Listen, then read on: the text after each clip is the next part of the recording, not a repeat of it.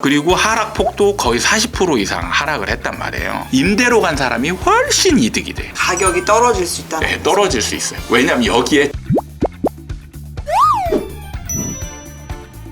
관망세를 보이던 부동산 시장이요, 최근 새 정부 출범을 앞두고 들썩이고 있습니다. 규제 완화에 대한 기대감이 높아진 영향 때문인데요. 하지만 이런 가운데 최근 가격 하락을 넘어서 폭락을 예측하시는 분이 있으신데요. 앞으로 부동산 시장의 전망, 이분과 함께 이야기 나눠보도록 하겠습니다. 이현철 아파트 사이클 연구소 소장님 오셨습니다. 소장님 안녕하세요. 네, 안녕하세요. 최근 부동산 시장에서 가장 뜨거운 분이시더라고요. 아, 그런가요? 네, 그렇습니다. 최근에 데이터를 좀 봤더니 네. 외곽 지역은 좀 가격이 하락을 하고 네네. 서울의 강남이나 용산 같은 경우에는 또 가격이 올랐어요. 네. 이런 상황 좀 어떻게 봐야 합니까? 사실 강남도 약간은 이제 그 침체기 분위기가 있었는데 대선 전후로 해서 이제 강남이 약간은 이제 분위기가 지금 조금 상승하는 상황이 벌어지고 있는데 이거는 어느 정도 이제 일시적인 현상으로 보시면 될 것 같아요. 일시적인. 사실은 이제 그 부분이 새로운 정부가 새 정부. 이제 부동산 정책의 기조를 밝힐 때 이제 규제 완화 기조가 이제 주 내용이잖아요. 그래서 사실 시장 참여자들이 그 규제 완화의 기대감을 굉장히 많이 지금 기대하고 있는 상황인 맞습니다. 거죠. 그래서 이제 집을 가진 사람들이 매물을 거둬들이고 호가를 올리고 이렇게 하면서 이제 KB 시세가 지수가 올라가는 거죠. 그리고 이제 호가는 낮아지지가 않더라고요. 네, 호가가 이제 올라가고 네. 이제 KB 지수는 주로 이제 호가를 반영하는 거니까 KB 지수가 먼저 이제 상승하는 흐름을 보이고 그다음에 이제 간간히 신고가 실거래가도 이제 터지고 있는 상황인 거죠. 사실 이런 얘기 많이 들었어요. 부동산은 무조건 우상향한다. 네. 그리고 지금이 가장 저점이다, 이런 얘기들을 참 많이 하잖아요. 네. 또 새 정부가 뭐 말씀 주셨다시피 대출, 뭐 재건축, 그리고 세제 등 부분에 있어서 규제를 완화하고 또 공급도 늘리겠다, 이렇게 얘기를 했는데 네. 물론 최근 들어서 인수위가 조금 속도 조절은 하고 있는 모습입니다만 네, 네. 이런 상황에도 불구하고 폭락, 이렇게 예. 좀 전망을 하시는 건가요? 하락을 넘어서 폭락이죠. 사실은 지금이 가장 저점이다. 이거는 좀 한번 다시 살펴봐야 될 부분이에요. 네. 왜냐하면 사실 계속 지금 굉장히 오랜 기간 상승만 해왔기 많이 때문에 올랐죠. 그런 얘기를 주로 하시는 분들은 이제 상승장 위주로 하는 얘기니까. 근데 과거를 또 돌아보면 2008년부터 해서 한 2012년, 13년까지 쭉 하락을 했거든요. 그리고 하락폭도 거의 40% 이상 하락을 했단 말이에요. 그러면은 2007년 이때쯤 산 분들은 굉장히 고생을 했을 거란 말이죠. 2020년까지 원금 회복을 못한 분들도 계셨어요. 그러니까 무조건 지금이 저점이다, 이런 건 굉장히 위험한 발상이라는 위험하다. 거예요. 어느 정도 기간을 거쳐서 하락장이 시작되는지, 네, 또 네. 폭락을 말씀 주셨으니까 그 네. 폭락의 시점? 이거 구체적으로 생각하시는 예측 시점이 있으십니까? 사실은 이게 그 원인들이 정확히 있어요. 그러니까 뭐냐면 상승장이 진행이 되다가 상승을 멈추게 하는 원인이 있습니다. 그거는 뭐냐면 이제 매수자들이 안 사야 돼. 매수자들이 안 사면 상승을 멈추되 하락하진 않아요. 그게 지금 시점이에요. 정체기 같은 경우는 어떤 상황이냐면 매수자는 안 사고 매도자도 안 파는, 그러니까 서로 팽팽한 줄다리기를 하는 상황이기 때문에 어느 방향으로도 크게 움직이지 않는, 그게 상승장에서 이제 정체기로 변하는 원인은 매수자들이 그동안에는 굉장히 적극적으로 매수를 참여를 했다가 패닉 바잉. 그렇죠. 패닉 예. 바잉, 공포 수요 뭐 이런 맞아. 얘기들이 많이 나왔잖아요. 그러다가 어느 순간부터 갑자기 이 매수자들이 매수를 멈추게 되는. 근데 그 원인을 만드는 요인이 아이러니하게도 매도자, 집을 가진 사람들이 그 원인을 제공을 하는 거예요. 그러니까 집값 상승에 대한 기대 심리가 너무 크다 보니까 호가를.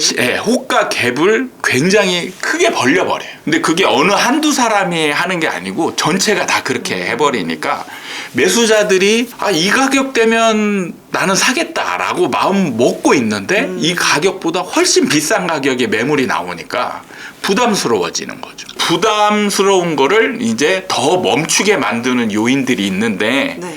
그게 바로 이제 정책의 누적 효과라는 거예요. 문재인 정부에서 거의 30회에 가까운 정책들을 쏟아냈잖아요. 그게 이제 다 매수를 저지시키는 그 정책 위주로 진행이 됐단 말이에요. 근데 상승장에는 그게 효과가 없다가 어느 정도 시점이 되면 이게 효과를 발휘하는 시점이 나오거든요. 네. 그거를 이제 제가 양질 전환의 법칙이라고 말씀을 드리는데 지금은 정책의 누적 효과가 이제 비로소 나타나는 시점이에요. 중요한 거는 우리나라 매매 시장에서 또 다른 공급자가 있어요. 그게 뭐냐면 건설사가 공급하는 분양이라는 게 있습니다. 그게 동시에 있어요. 네. 일반 매매 시장이 있고 분양 시장이라는 게 있어요. 그래서 분양 시장에서는 공급자의 성향이 달라요. 일반 매매 시장하고. 일반 매매 시장에서의 공급자들은 팔까 말까를 고민하는 사람이라고 했어요. 그리고 시장 상승에 대한 기대 심리가 굉장히 강하다라고 말했어요. 근데 분양 시장에서는 공급자는 건설사예요. 건설사는 한번 계획을 세우고 가격을 정해놓고 모든 계획이 다 완료가 돼서 이제 분양 시작 하면은 이때부터는 무조건 팔기만 해야 돼요. 그래서 여기서 막 가격이 올라간다고 해서 야 우리 분양 멈추고 가격 다시 올려서 팔자. 이게 안 된다는 얘기예요. 그런데 매수자들이 안 사기 시작하면 이게 이제 안 팔리는 상황이 벌어져요. 그게 바로 미분양. 그렇습니다. 네. 그래서 이 미분양이 생기기 시작하면 그때부터 이제 시장이 하락으로 넘어가는 거예요. 집을 산 사람과 임차로 간 사람이 주거 비용을 계산해 보면 집값 올라갈 때는 집을 산 사람이 이득이 되죠. 근데 집이 안 올라가는 상황이 되면 임대로 간 사람이 훨씬 이득이 돼요. 그럼 여기서 궁금한 게 있어요. 그러면은 이제 집 사려고 하는 사람들이 줄어들게 되면 네. 아무래도 전세 시장으로 옮겨갈 거 아니에요? 네네. 그럼 전세값이 오릅니까? 그게 바로 올라가지 않습니다. 시간차라는 게 있어요. 그리고 어떤 상황이 벌어지냐면 전세는 패닉 바잉 같은 게 웬만해서는 안 나와요. 그냥 완전 전세 난일 때만 이제 어쩔 수 없이 나타나는 현상이고 일반적인 상황에서는 패닉 바잉이 나타나지 않아요. 왜냐하면 매매는 패닉 바잉이 나타나는 게 뭐냐면 시세 차익이라는 게 이득이 생기잖아요. 네. 패닉 바잉을 해도 이득이 생기기 때문에 패닉 바잉을 할 수가 있는 거예요. 근데 전세는 무조건 손해보는 구조예요. 그래서 전세가 비싸다 생각하면 여기를 고민하고 내가 이자나 이런 거를 내 월급이나 이런 거에서 감당이 될까 이런 것들을 고민하면서 패닉 바잉을 하지 않고 내가 좀 무리하다 싶으면 지역을 옮기죠. 그렇기 때문에 이런 게 바로 집값 전세가 상승으로 이어지지 않아요. 전세값 상승으로 이어지지 않는다라고 하셨는데 그렇지만 뭐 전세 매물이 한정되어 있는 상황에서라면 네네. 아무래도 물론 이제 외곽 지역으로 밀려나겠습니다만 아무래도 네네. 직장이 뭐 서울이다 중심이다 네. 하면 좀 인근 지역에다 구하려고 하는 수요가 있을 수도 있잖아요. 나중에 되면 이게 한참 지나면 이제 올라가게 돼요.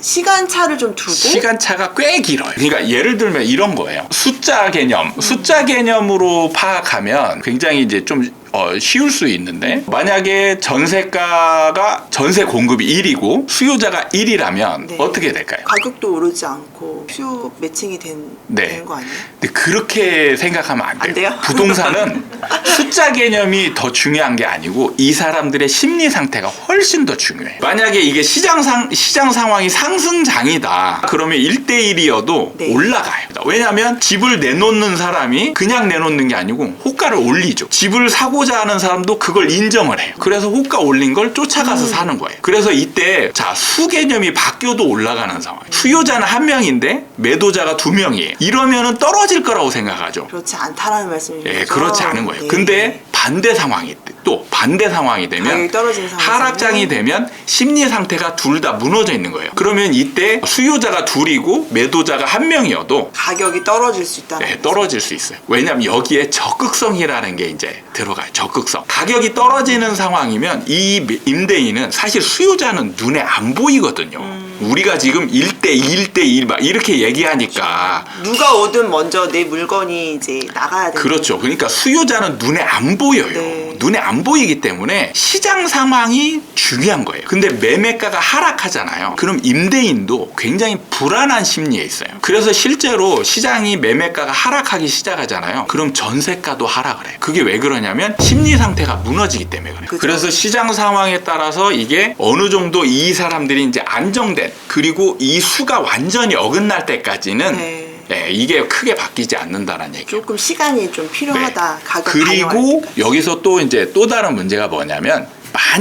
네. 만약에 전세가가 지금 상황에서 올라간다 하더라도 매매가에 영향을 주지 않아요. 이 전세라는 건 파생 상품이에요. 파생 상품의 특성은 원물에 영향을 받지 원래 파생 상품이 원물에 영향을 주지 않아요. 원칙적으로. 그렇기 때문에 원물이 가격이 정해지면 그거에 일정 비율로 전세가가 이 파생 상품이 가격이 정해지는 게 원칙이에요. 그래서 제가 이제 그 매매가와 전세가 시장에서 영향력을 연구를 했을 때 어떤 상황이 벌어지냐면 전세가에 의해서 매매가가 움직이는 시장이 있어요. 그 시기가 일정 기간 있고 나머지는 영향을 주지 않는 시장이 되는 거예요. 그게 뭐냐면 이제 일종의 이게 웹도독 현상이라고 주식 시장에서 이제 있잖아요. 그게 뭐냐면 전세가율이라고 해서 매매가와 전세가 갭이 굉장히 적을 때 이때 만약에 전세가가 올라가잖아요. 그럼 올라갈 공간이 없어요. 공간이 없기 때문에 밀어 올리게 되는 거예요. 이 전세가가 매매가를 넘을 수는 없거든요. 네. 파생 상품이기 때문에 넘을 수는 없어요. 그래서 같이 올라가는 거죠. 그렇죠. 네. 그렇게 해서 올라가는 게 이게 이제 파생 상품이 원물에 영향을 주는 이런 상황인데 지금은 어떤 상황이냐? 매매가와 전세가 비율이 굉장히 커요. 이제는. 그러니까 지금 보통 서울 같은 경우는 50%대잖아요. 그러니까 10억이면 전세가 5억이에요. 그럼 여기서 전세가가 5억, 6억 올라간다 하더라도